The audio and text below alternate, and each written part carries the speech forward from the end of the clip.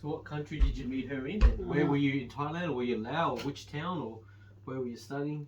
Yeah, she was migrating from Laos to Thailand in the refugee camp, and I went back to see my parents, and I met her.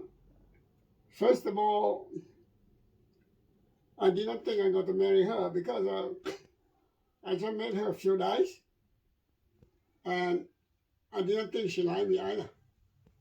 So I just monkey around and talked to her about 2-3 days. And the last day before I will leave and refugee came back to Australia, actually I have planned to visit another town. And that day we have fun because of the Moon New Year festival. And I proposed her on that day.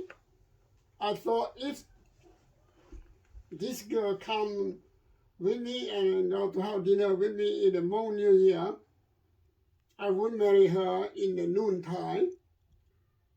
And I went to the deputy, one of the deputy in the Lao government in the camp, and we went to, and my wife agreed with me for the dinner.